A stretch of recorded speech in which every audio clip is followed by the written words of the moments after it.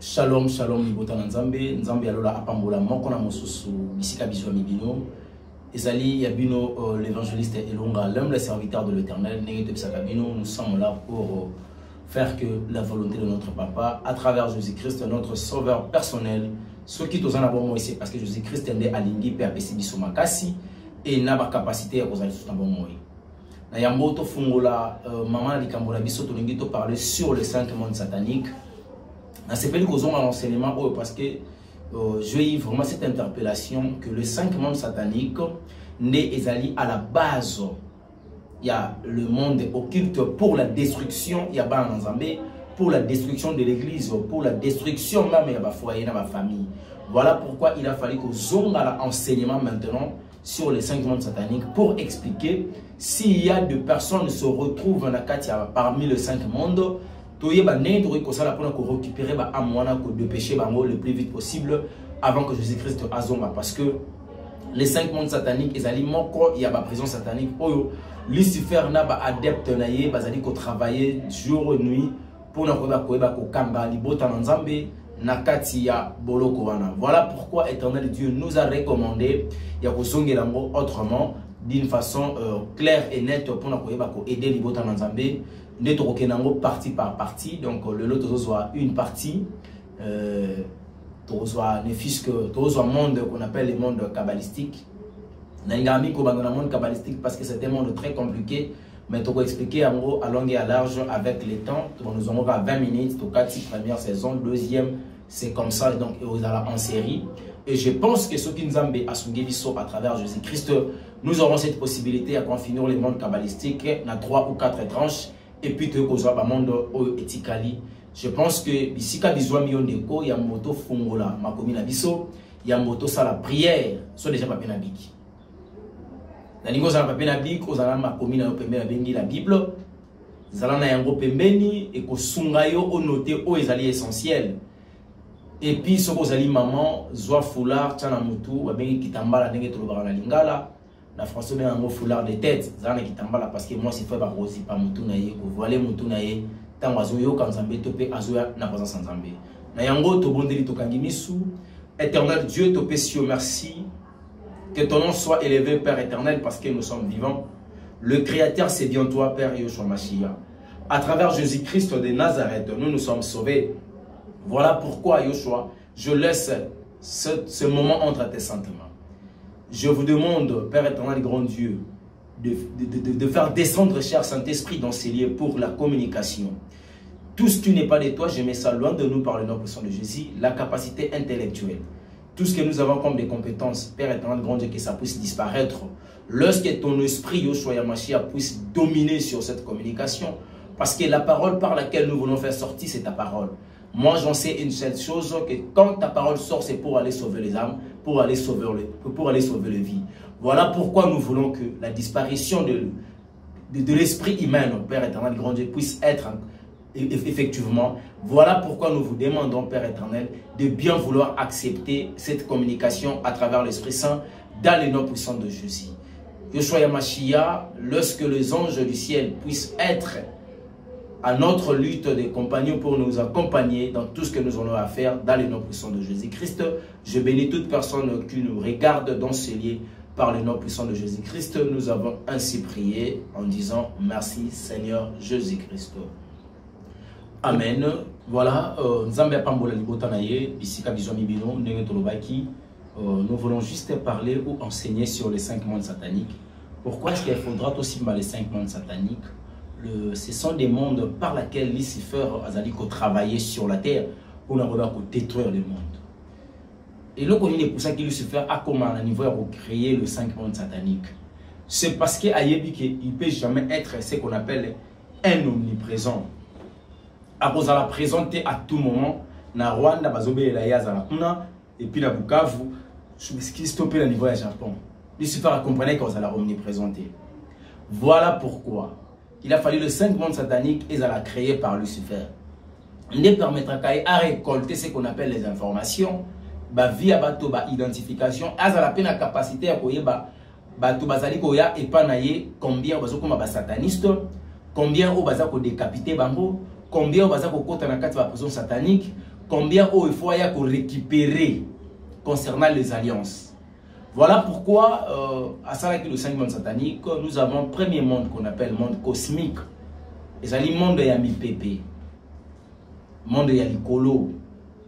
La majorité, je dis, je n'ai pas dit mais je dis la majorité va président africain, basé dans un monde cosmique. Monde cosmique, c'est le monde de Yami Pépé. Là où se retrouvent les anges déchus. Il y a Lucifer. Mabele Oyo, Anyatara Yango, une seule fois dans l'année. Dans un monde cosmique, c'est là où va décider qu'il y a une épidémie, une pandémie. Même le coronavirus, quand il a frappé, moi j'avais vite compris que c'était la décision du monde cosmique.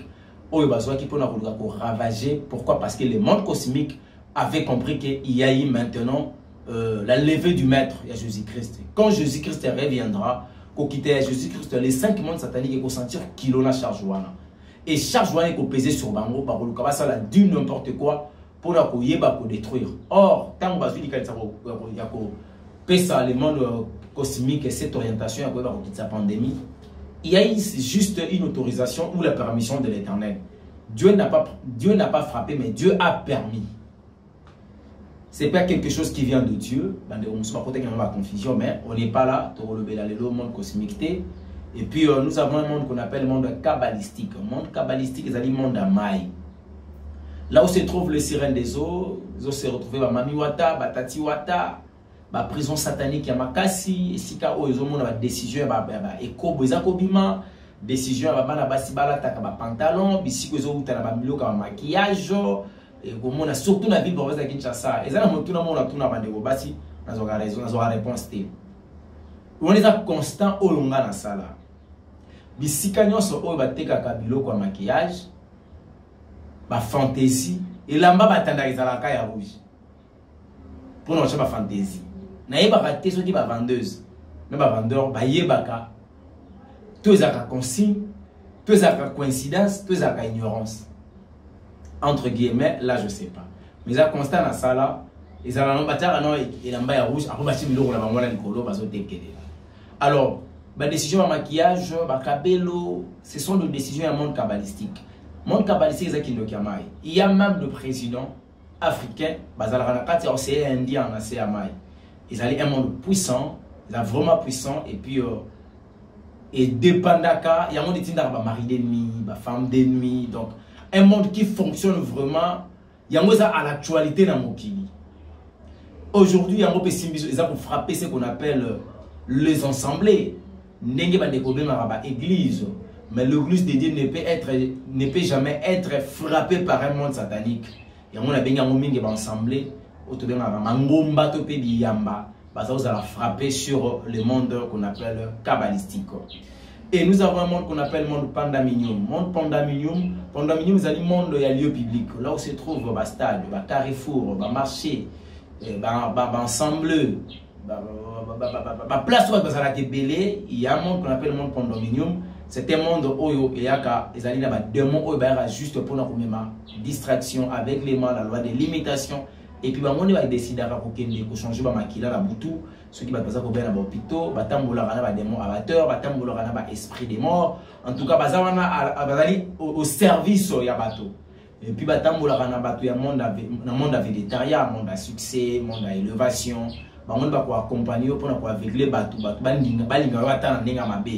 Ndenge ndeko moko moyembi ayebana ko yeba kaza moyembi na Nzambe asape na nzembo yembaka lobaki bato bakobetela nga maboko ata na bungi nzela. Donc ye moko consciemment yebi ki reste na bungi nzela mais ba yebisa ka ta bungi na nzela boye ba obetelo ka maboko parce que la musique oyo to pesa bango aveuglement. Et ça dépendra d'un monde pandaminium. Nous avons un monde qu'on appelle monde pestifera. Monde pestifera ezali kindoki oyo to pe monde ya Zamba.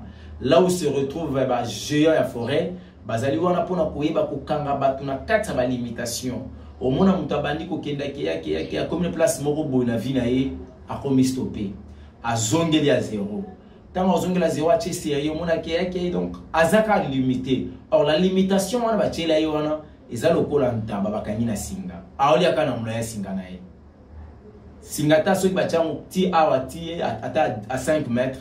Tant qu'on a 1 mètre, à se sentir à l'aise, à 2 mètres, 3, 4. Donc, pour la vie est normale. Ainsi va la vie, 4 mètres, sera commis à 5 mètres. Alors, au-delà de 5 mètres, il y a Singanaye, et si on sentir la loi de limitation, à combien d'obligations aux hommes là. Donc, si on a vu mon ce cas, la possibilité de l'amba l'os ou l'amba à l'os. Si on a foutu là, tu quand on a foutu là. Donc, au col a pété la vie chrétienne.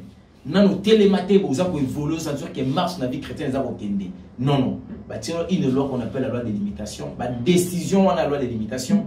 Et où dans le monde peut suffire, vous allez monde Yazamba. Nous avons encore un monde qu'on appelle le monde Chromanium. Monde Chromanium, ils allez Kitope monde, il y a cimetière. Là où se retrouve ce qu'on appelle le démon abatteur. Dans le cimetière, or, il y a ce qu'on appelle la nécromancie. Et ça, les macaques, ça appelle à la mort. Et pour qu'il y ait un culte des morts sans les savoir, au niveau de la cimetière, nous avons un monde qu'on appelle le monde Chromanium. Et c'est un monde très bizarre. La nécromancie, l'attraction et puis la métaphysique, ça s'est fait deux fois. Ça s'est fait et puis ça dérange. Alors, dérangement, il y a un monde et il va affecter bateau awa sur la terre. Ils en ont battu belé basiba koufa. Esprit des morts ici et là. Mais à éviter qu'esprit des morts est là taillé. Esprit des morts est là taillé spirituellement. Esprit des morts est là taillé financièrement. Esprit des morts est là taillé matériellement. Esprit des morts est là taillé même dans le domaine de mariage. Et là même dans le domaine de la croissance. Même dans le domaine de la santé. Même dans le domaine de la bana. Dans le bisayo, et ça là qui parce que vous allez gérer dans un monde qu'on appelle le monde Chromanium. Voilà pourquoi les lots font le monde kabbalistique pour vous aider à bien comprendre et à maîtriser le monde kabbalistique, comment est-ce qu'il fonctionne. Tout le monde qui monde kabbalistique, ils ont un monde, je m'excuse, Oyo est allé plus monde, il y a maille. Voilà pourquoi nous vous demandons, vous allez plus attentif. Famille n'a eu un monde kabbalistique. Ton église, église, et un monde kabbalistique. Ton pasteur peut t'envoyer ou t'amener dans le monde qu'on appelle le monde kabbalistique. L'environnement par lequel vous vivez. Et quand tu peux comme maillot dans un monde kabbalistique. Na bandi d'abord na pasteur, topé na église, pour na comprendre comment est-ce que ba pasteur ebélé ozali connecté na un monde kabbalistique à ça la commande à maille. Azora décision à ces amai à travers la surole de eaux, azora décision à travers bilima pour na ko yanango au sein de l'église. Tant que ça ko imposer maboko, azako soit esprit na yo ko communiquer dans des monde qu'on appelle monde kabbalistique. Yo comme on dit la pasteur ko le cas aussi. Akoye biso tafuna photo na ngo mona ba résultat positif. Aussi be photo au tafuni. Ndenge le to mona ba de comme so akalinga photo pasteur na bango, akati kata batumbia mache poussière na mayamili. Qui se limoué. Vous avez donc l'idolâtrie sur l'idolâtrie. Or, faut que ça va payer poisson. Sans les savoir. Alors, je vais vous faire passage mon corps pour le monde kabbalistique. Tout de suite, Hébreux chapitre 13, verset 7. Hébreux chapitre 13, verset 7. Ne koazui déjà, totangi na kombo na Yesu Christou.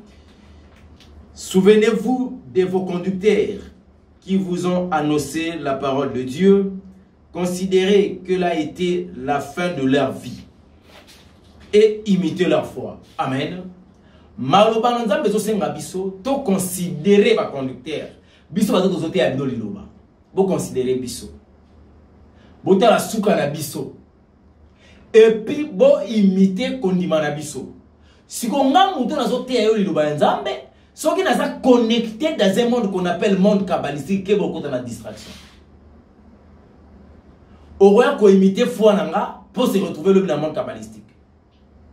Le monde kabbalistique est un monde amaï. Voilà aujourd'hui les églises. N'engeni l'homosexualité, la pédophilie, la sodomie, le sexe tape et frappé dans quatre ensemble. Et ça pour la qui ça, comment est-ce que l'église, à travers le pasteur ou prophète et les évangélistes et tout consort, dirigeant la yango, basali communiquer et diriger dans le monde amaï. C'est le serein des eaux, s'incarner quatre, il y a ma soeur, ni pas comme exposer le pasteur, pas comme exposer la dignité, la nudité des pasteurs, c'est parce que les pasteurs sont facilement gérés par le monde qu'on appelle le monde kabbalistique. Ce qui se cause à chaque fois, on s'est connecté. Il y a un indice, un signe pour aider à comprendre le monde kabbalistique. Ce qui va nous donner l'autre à la katamai. Ok, ko sukola na mai. Yo lingaka ko sukola. Bando tone zalaka na katamai. Bosala ka ba voyage, mais voyage no ka likolo yebale. Ndeko na ngina yebisa yo ezali monde oyo esprit na yo tilelo za cohabiter. Yo ozali na excès à propriété. Yo les cas soin yo ceux qui ma soin. Papa soin. Et si ka yo fandi zelo, mbuma zelo go zalate. O leki na soin na ngina yebisa yo ezali ba signe ya ba siron des eaux. Ezali ba signe ya ba fanda na monde kabbalistique. La lobité que cause la propre zamabe. Mais en excès le lenge oyayo, je te dis aux anagatamai. Ozola lozolota bandoto moko bo 2 fois, bazo maquiller yo, obali, na oyebisa yo o anakata monde kabbalistique. Ba mariage nocturne et yaka kaka na niveau ya monde kabbalistique. Mobala butu na moso butu, a uta anika na samai. E ba jare ya ba son joana, na ngina yebisa ondeko. Yeba yango, il faut olukanzambe la profondeur. Et là, on est au ça que on se retrouver dans le monde ouana, tandis que yo opé sa volonté. Dans le bâti, ta famille peut t'amener dans un monde qu'on appelle le monde kabbalistique. Je donne un exemple sur le plan familial. Bon, vous allez qui n'a arrière-grand-père. Azalaka maman na pêcheur. Il sera continuer balé. Qu'on souffre. Qu'on bimana ego. Bois tout plein. Et à Karabambi son monté mané lingaka. So abi minganza ni kwa bouler minganza alinga ke de ko pêcher si maman da mazu sa madame alobi mama olingi nzombo to olingi olia mayanga mama bitela lingi top to mokobe wana ba mbiso ya biso Équateur ta mama papa ki mokobe aketi na ebale akati bilamba lokola ba pierre bazalaka ko sala bazalaka ko kende ko loba mbisi balata bilamba to atire bena motaka excusez-moi les termes. Omona abwati mbisi abandi ko benga ba mbisi na kombo na bango jare ya ba mbiso azobenga bazoya ntoku yaka bantoku bazoya mokobe yaka moko bazoya munganja yaka malangwa akobenga ba mbisi bowayo omone pena ke non te mutoyo c'est un grand pécheur et loko memia comme na capacité à kosala appel ya ba poisson baya. Et ça se passe que les poissons sont par voie na ye. À ça qui alliance dans monde qu'on appelle le monde kabbalistique, qui n'y a pas. Nini ba yokana ki na Lucifer. Ayebi si Lucifer. Na na posa na mboka na ngai na za la pêcheur avec ba pêcheur nyonso. Na mboka na ngana zanga misa zanga te. À chaque fois na kokota ni bani, na ko kufa na bani te. Ni ya mama ya ko bumanga te. Ye moko so ki boite pasuki akwene bale akomi lo kekele. To akomi ngando. Bayebi saka yo moni ndenge oye awa to kopesa yo makambo so na ngo besoin yo to kosimbote parce que on donne sa kambo kana biso vous allez vraiment un pêcheur excellent bana na yo to kosimba bango te parce que bango ba to ko remplacer le baza ba kitani na yo ba koko to kosimba bango te mais à partir de 4e génération de to reçoit bango en charge te concernant alliance oyo wa to occuper bango te ba suki si e bongo pona ko yebisa eteke à partir de 4e génération comme peut tourner na biso ya reçoit.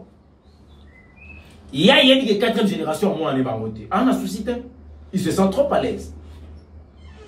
Première génération, les caca, na 2000. Deuxième génération, EOYA, na 2010. Troisième génération, combien na 2015, to combien na 2020, c'est la 4e génération. Génération Oyo, il a fallu Lucifer Azwa à travers les mondes kabbalistiques, na contrat basalaka yamai.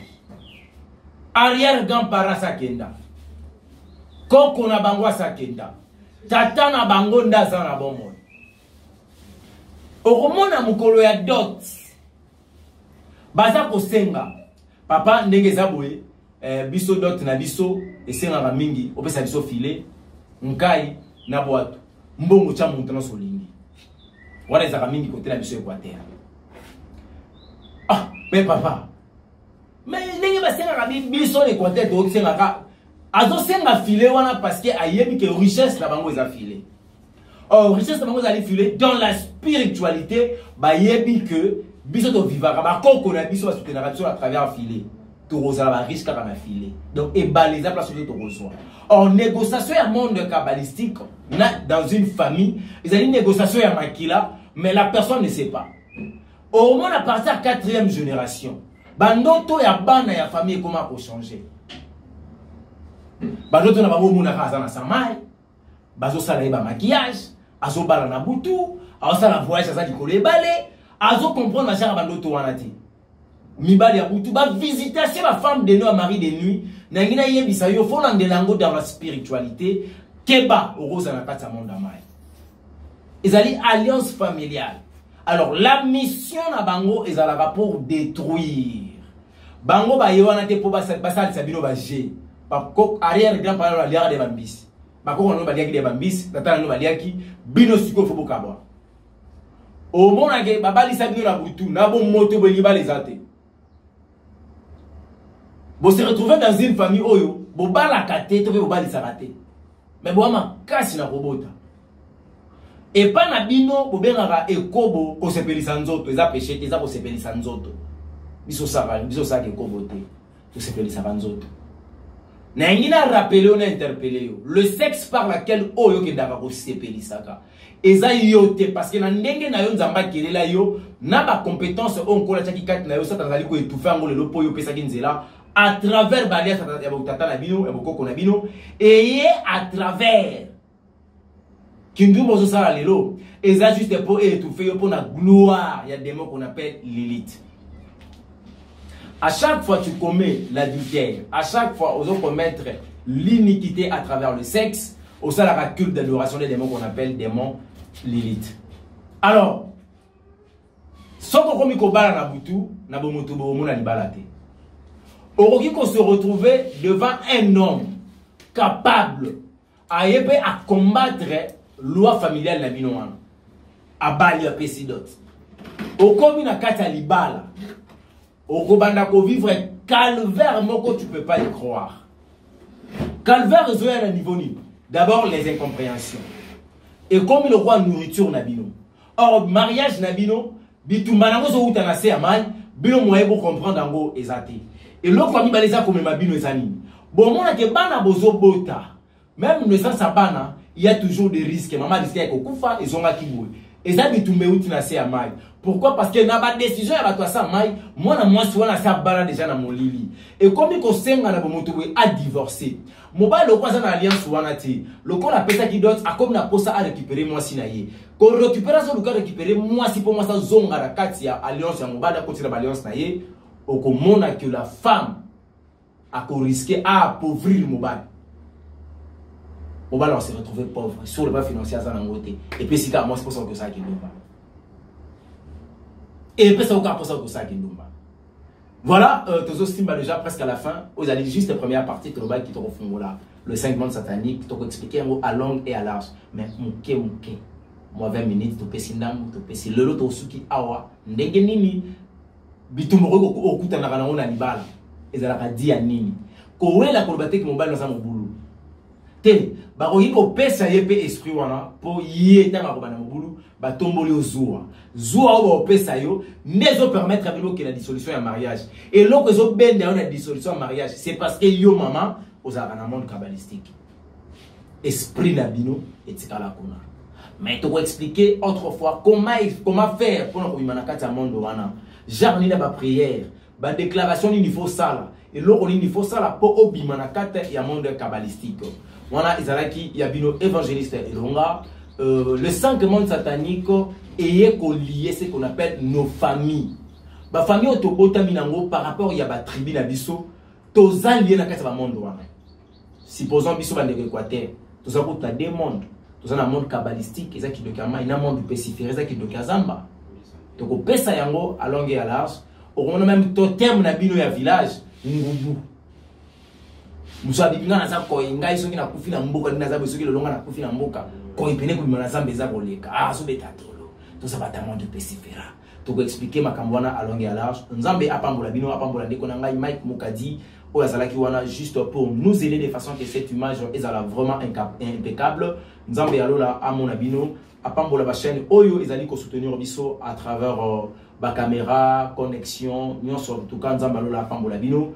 Nous sommes là pour faire l'œuvre de l'Éternel à travers médias. Ma commune nzambe eza koloba Christ azoli ba disciples lobi kende jusqu'aux extrémités de la terre, faites-le mes disciples et baptisez-les au nom du Père, du Fils et du Saint-Esprit. Pour la comme à l'extrémité de la terre et aussi par exemple tous en avion, si tu komaka. Mais lelo o yonkola sali na nous tous pépoté, mais bisika yo zwami à travers réseaux sociaux, le banzambe et comme wana. Yo moto la dibison kolo ya lola apambola yo, aiba na kobikisa yo. Kanga mi subisika bizwami yo tout ça la prière ya clôture. Éternel Dieu la paix, merci pour na maloba na yo. Nga na yebi yo loba kapamba te. Na yoka tata nanga lobi awanga na maloba o ya lobaka. Na yoka ba boti maloba bango et désorientanga. Na yoka ba konzamboka bazwata ko se repentir na ba Dieu na bango. Na yoka ba professeur na se retrouva na kati ya via échec. Na yoka basi lobi ba memanga na déception. Mais tangu na yoki yo nzambe ya lola, statut ya vie nanga échangé. Tangu na yoki yo nzambe ya lola, na comprendre origine ya mokeli nanga, bisiko wapi ngai na uta pe mokeli nanga azali na lipe alingeni ni pona vie nanga. Tika ete okumisama na message oyo pesi so na tongola lelo, libota na yo ebikisama nkolo Yesu. Oyo ayoki, oyo a se retrouver na kati ya monde kabbalistique. Na moment où vous bonde la Père éternel, grand Dieu, à travers la puissance, il y a Congo et Jésus Christ. Na keik déjà qu'on libéré dans le nom puissant de Jésus. Ne connaissons pas kangami na kati monde kabbalistique dans le nom puissant de Jésus. Bisika ba bomba mili mon bango na sena mai na se ya libanga ya noir. Père na keik ko koti sa ba ange pécheur pe kotinda moto ya molimo soto. Et que nous détruisons dans le nom puissant de Jésus-Christ. Je déclare la libération par le nom puissant de Jésus. La paix et la tranquillité et la partage ya libotanayo. Kimianayo et la partage nayo. Soki okozonga nkolo Yesu. Ya moto si lisaba émission oyo. Kanisa biso na royaume nayo. Soki pe liwe ko surprendre biso kanisa biso na royaume nayo. Mais soki okozonga te liwe kozalate. Soki tokozwa occasion kokutana tokozanga te kokumisa yo. Pambola mambo kelina nyonso. Kumisama Seigneur Jésus-Christ pour na bolingo na yo likolo ya vina biso ndetolobi merci Seigneur Jésus-Christ. Nzambe alola apambola yo obengi biso na plus 243 97 58 21 175. Je reprends plus 243 97 58 21 175. Benga biso s'il y a des questions par rapport il y a monde kabbalistique, on a une partie autosuite, on a 4 parties et qu'on a vraiment important au pour développer un sous peut-être on a un téléphone. Tous appels à posa li sungi na bino autrement dit le lenge bon monde ko sunga biso même par la prière, par des conseils, par de moyens financiers. Pour ça la nga singa pour ça la kane papa gano basala mais bango fa ki ba imiter biso. Tala biso l'autre mi ko imiter bango. Mon pagano soka zo beta concert. Tala ba ndeko ba pagano ba lati kitoko ba pakoli pakola bloc à monde mai pour na koya ko séduire. Baso banga pe mon pagano na mbongo. Comment na mbongo pour na gloire à Satan. Pourquoi pas bino le lobo salango et pas ya ba serviteur de Dieu oyo nkolo abengi. Nzambe apambola yo évangéliste Roger Bakabi ka bizwami yo ndenge na lobaka la moindre de tous kaka ndenge lobaka tata tikala kaka na side beta kaka ya kobeta ngape kotona non na saka kobeta de façon que tant qu'on a bakisa na est na l'ouest na centre nous avons la capacité à kokanga les 4 coins pourquoi pas tout le bas de 5 les 4 coins plus centre il y a évangile na mboka na biso pour nous zonga Nzambe na mboka oyo bakulutu basi baboka kinzambe basi batika kinzambe. Éviter ce qu'on appelle Ézéchiel chapitre 3 verset 20 ce qui est injuste a commis qu'on détourner vers sa justice éternel dit à côté la piège qui va dans le temps bon kolo Yesu. Tout le monde à la prochaine. Bye bye.